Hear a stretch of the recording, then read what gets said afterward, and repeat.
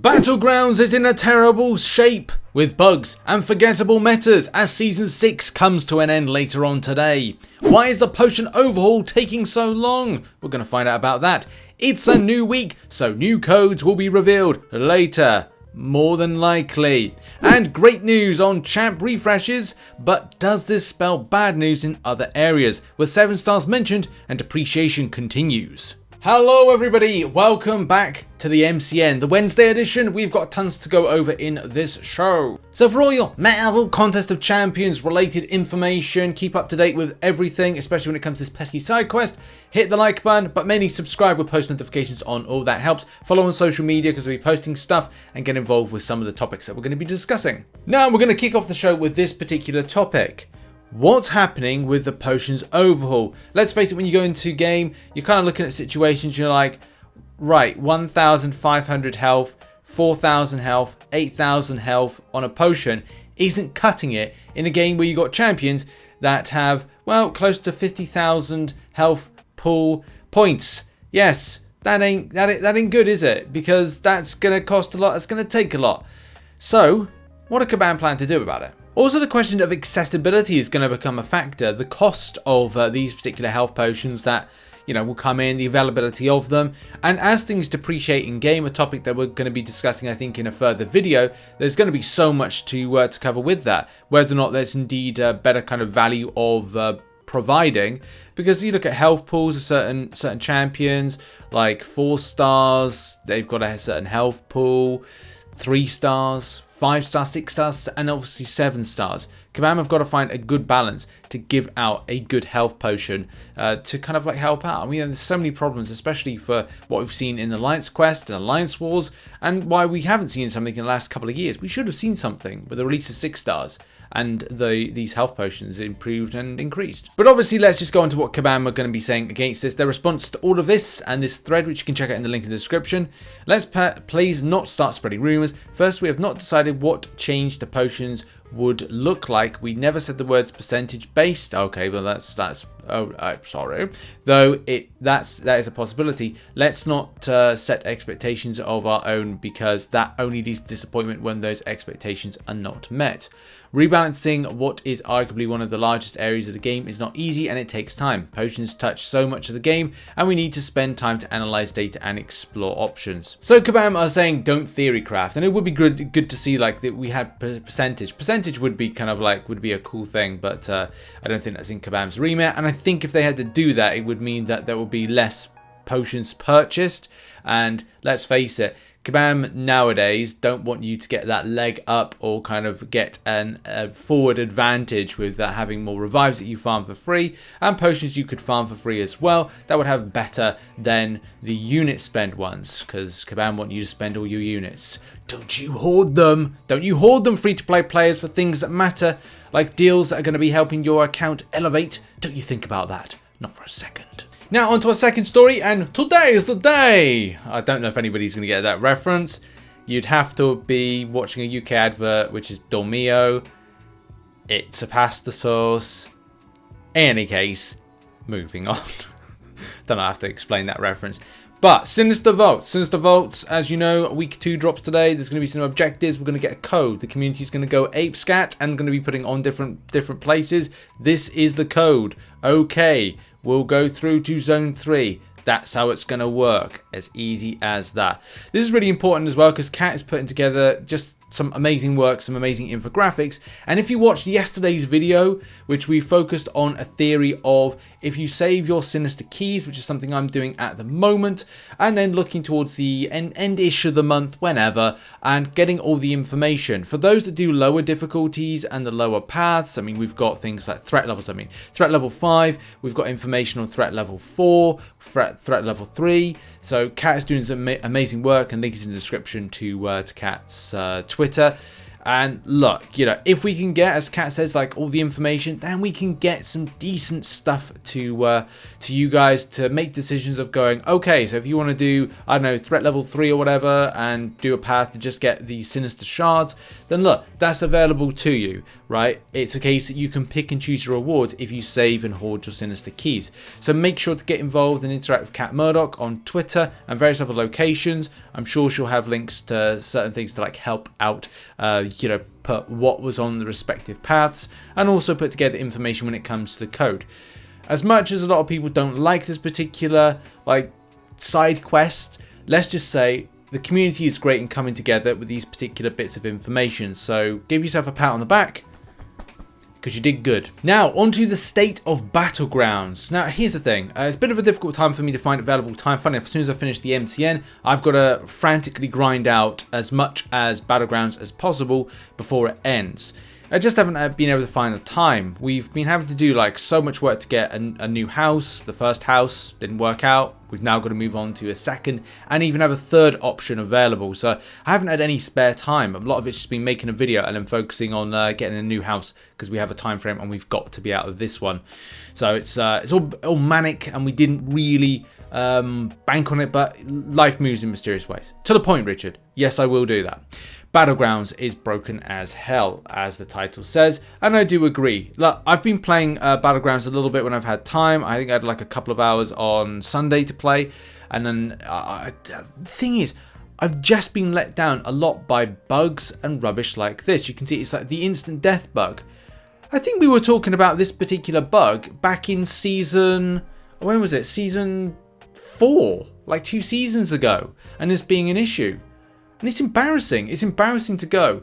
This is meant to be one of the best modes, and it is being marred and it is being ruined by these particular bugs and a lot of other issues that Kabam are doing. They're kind of like working backwards. They're thrusting it out there, and it's like, okay, well, we're going to tinker the mode, and it's not. It's like we're not going to. I keep saying this. I don't want to sound like a broken record, but I don't think this particular mode is going to be in a good state until at least August, or at least season 10, and we're on season 6 about to end. So I'd kind of say August or season 10 is when they might correlate. I don't know, but I don't think this mode is there yet, and it feels like a lot of the things that players are suggesting to kind of get fixed, and also put in place new mechanics, new progression elements, new matchmaking, are things that should have been sorted out very early on, and it just hasn't been. I was even quite surprised when on, I think this was April 10th, so this was 2 days ago, what was it? So Monday, when I kind of like posted, I was getting really annoyed with this, and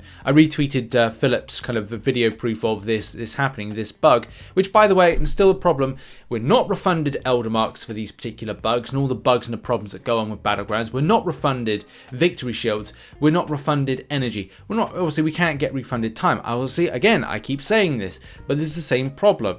Like, it's just not sorted out for the players. The players are not being compensated for these particular issues, which ruin the participation, the progression, and the vibe of this particular mode. And that's the problem. It's just not good enough.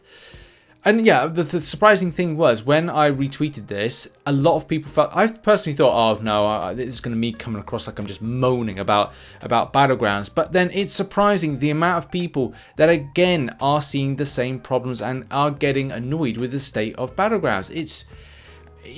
As I said, it surprises me with this particular mode. It's a great mode. It's just not at a point where it's done. It's not finished, and it needs to be finished.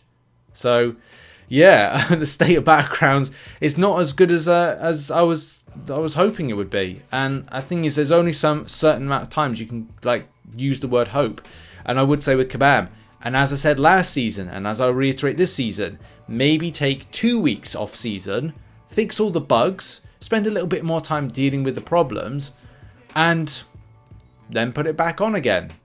But what will happen is it'll be back on in a week's time, and it'll still be broken for the next season.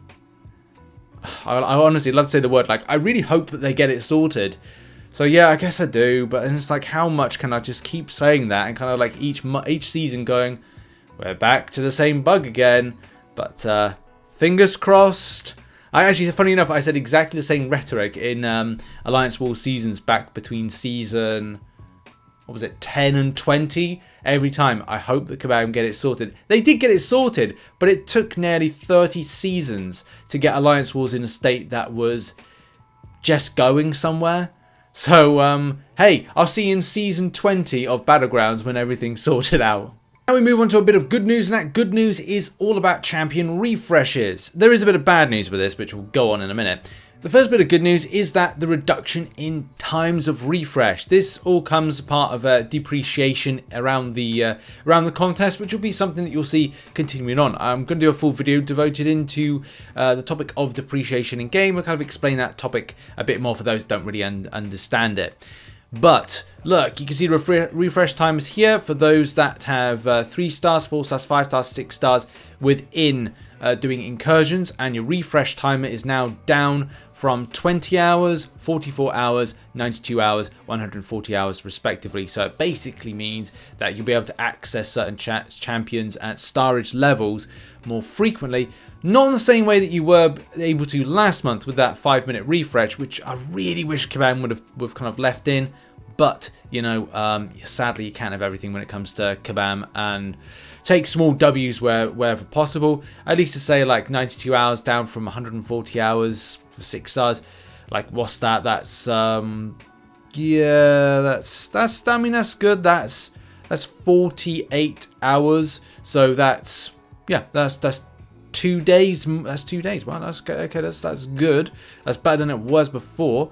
So yeah, I'll definitely take those small W's, and the same thing with 5 stars. But you know, I mean, I'm going to be using 6 stars, so I don't know what other people are going to be using. Arena refresh timers and costs being updated. Okay, 20 down. Oh, things are down from 20 units. Okay, there's a reduction, but that again, this is where it involves the problem. So good news about arena grinding and arena refresh is that having these refreshes mean that you can get to milestones quicker. I'm more of a milestone grinder than I am for like getting champions, like, you know, for arena grinding. So I'm really happy about that. I'm really happy about being able to get to milestones quicker with certain top champions that are going to hopefully get me more points and, you know, quicker. This speeds up the time of arena, as I said, for milestone grinding, which is a very important thing for me and a lot of free-to-play players. But what this also does is, with the reduction in units and the refresh costs, it is going to mean that certain arena points are going to be astronomical. And I suspect what this is going to be part of the ecosystem in the future, where at the moment, I mean, the top 100 for, you know, Kate Bishop recently was 253 million points. I'm sure that will, and I think it's like we're going close to like 300 million when it comes to cutoffs in certain times and areas. But what is this going to be the lay of the land when 7 stars have an arena at some later point? Are we going to start seeing astronomical amounts when it comes to 7 stars point injection to that? And how will that shake up the ecosphere when it comes to arena grinding? There's some really worrying stuff for the future with that one, and some really scary stuff. But I'm personally going to take the small W that I can get to milestones quicker without as much as the amount of refresh, and kind of go, all right, well, at the start of the day, I'll go and do use my top 6-star champions and just blast through with the ×3, and then pick it up later on in the evening just before I go to bed. And then it's a case of like, I'm still using the same champions I used in the morning without having to worry about the kind of extent of going, oh, I've got to wait to the following morning. It's going to be on a better rotation, which I'm actually going to enjoy a bit more, and hopefully gets me to milestones, as I said, a lot quicker. So more units opportunity, more Grandmaster shards, more battle chips, and such like. And we end the show as we normally do with arena predictions. It's a Wednesday, it's arena predictions. Oh yeah, we just talked about how arena might be getting bad. Shocker as a 6-star, I'm going with 280 mil. I think the champion has a good amount of hype behind it that it's going to push a bigger boundary than, say, Kate Bishop and other champions that have previously gone. Shocker as a 5-star, I'll go with 58 mil. It's slightly higher than it normally goes, but again, this is just based on the hype around the champion. Hela as a 6-star, I think you can get a cheeky 30 mil for this. Actually, I think you can get lower than that, maybe 25 to 30 mil. And Hela with a 5-star, I'll go with 10 mil for this. So good luck in your grind for any of these champions, and we'll see what happens with the results. I will be doing results on Monday. I didn't do them in the MCN this week, and that's just because of like time and trying to find this house, which is just becoming a bit of a nightmare, but we're persevering. And of course, we end the show by saying a massive thank you to those that support the channel as a YouTube member and as a Patreon who are on screen right now. Thank you so much for that love and support. Also, those that support on twitch.tv/RichTheMan live. I will be back live streaming. It's just, again, any extra time I'm using is just to try and find a house or kind of put offers in and see what happens. So yeah, all good, and I'll see you all very soon. And finally, check out some other content which will be located on screen right now. We will be covering videos on the side quest stuff. That's going to be the priority. And yeah, if I get any extra time, I will live stream. Of course I will. Thanks everybody. Cheers and see you later. Bye bye.